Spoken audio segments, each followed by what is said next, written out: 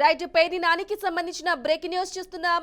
మాజీ మంత్రి పేర్ని నాని సతీమణి గోడౌన్లో రేషన్ బియ్యం మాయం కేసులో పోలీసులు దర్యాప్తు ముమ్మరం చేశారు. ఈ కేసులో ఏటూగా ఉన్న మానస తేజను మచిలీపట్నం పోలీసులు అదుపులోకి తీసుకున్నారు.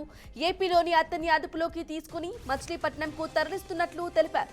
ఇక మానస తేజ ఇచ్చే స్టేట్మెంట్ కీలకం కానుందని పోలీసులు అంటున్నారు. అతని స్టేట్మెంట్ ఆధారంగా మరికొందరిపై కేసులు నమోదు చేసే అవకాశం ఉందని వెల్లడించారు.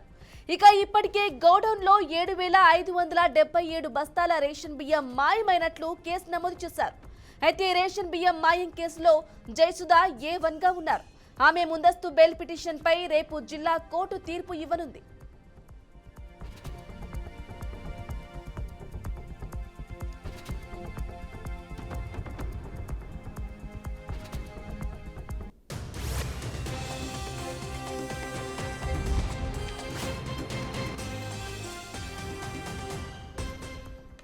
బ్రేకింగ్ న్యూస్ చూస్తున్న మాజీ మంత్రి పేర్ని నాని సతీమణి గోడౌన్లో రేషన్ బియ్యం మాయం కేసులో పోలీసులు దర్యాప్తు ముమ్మరం చేశారు. ఈ కేసులో ఏటూగా ఉన్న మానస తేజను మచిలీపట్నం పోలీసులు అదుపులోకి తీసుకున్నారు. ఇక ఇదే అంశానికి సంబంధించి పూర్తి డీటెయిల్స్ మా ప్రతినిధి సాంబశివరావు అందిస్తారు. సాంబశివరావు, మొత్తంగా చూసుకోవచ్చు, మాజీ మంత్రి పేర్ని నాని సతీమణి గోడౌన్లో ఉన్నటువంటి రేషన్ బియ్యం మాయం కేసులో పోలీసులు అయితే ఆ కేసుని దర్యాప్తు వేగవంతం చేశారని చెప్పుకోవాలి. ఈ కేసులో ఏటూగా ఉన్నటువంటి మానస తేజను మచిలీపట్నంలో పోలీసులు అయితే అదుపులోకి తీసుకున్నారు. ఏపీలోనే అతన్ని అదుపులోకి తీసుకున్నట్టు కూడా మచిలీపట్నం తరలిస్తున్నట్లుగా కూడా పోలీసులు తెలిపారు. అయితే మానస తేజ ఇచ్చే స్టేట్మెంట్ కీలకం కాదని చెప్పేసి కూడా పోలీసులు చెప్తా ఉన్నారు. ఎందుకంటే ఆ మంత్రి పేర్ని నానికి సంబంధించినటువంటి అంశాలన్నీ కూడా మానస తేజకు తెలుసని మానస తేజకు తెలుసు. అయితే ఈ యొక్క రేషన్ ఏదైతే 7,577 బస్తాలు మాయమయ్యాయో మాయానికి సంబంధించి ఇప్పటికే పేర్ని నాని తప్పు చేయకపోతే ఫైన్ కట్టడు అని చెప్పేసి కూడా పలు విమర్శలు వ్యక్తం అవుతున్న నేపథ్యంలో 7,557 బస్తాలకు సంబంధించినటువంటి ప్రతి అంశం కూడా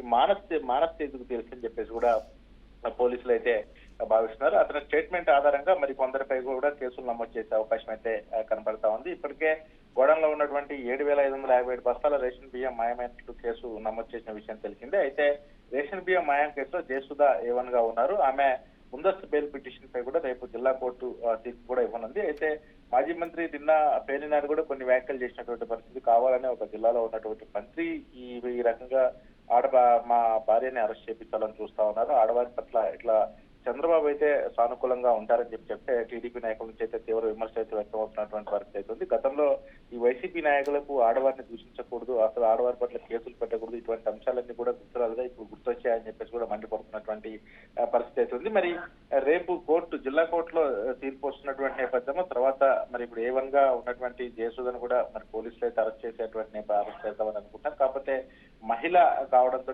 కొంత ఆలోచిస్తున్నట్టుగా తెలుస్తోంది. అయితే పేర్ని నాని సతీమణి పేరుతో అతను గోడౌన్ పెట్టాడు. అయితే ఆ గోడౌన్లో ఆమె సతీమణి పేరుతో ఉన్నటువంటి నేపథ్యంలో దీనికి ముఖ్య కారకుడు పేర్ని నాని కాబట్టి ముందుగా ఆ పేర్ని నాని వీళ్ళని ఒకవేళ అదుపులోకి తీసుకుంటారా, ఈ మానస్ ఏ విధమైనటువంటి స్టేట్మెంట్ ఇస్తారు, మానస్ తేజ ఇచ్చిన స్టేట్మెంట్ పెట్టి కూడా మా కేసుని అయితే ముందుకు తీసుకెళ్ళడానికి అయితే ప్రయత్నం చేస్తున్నటువంటి పరిస్థితి అయితే కనబడతా ఉంది.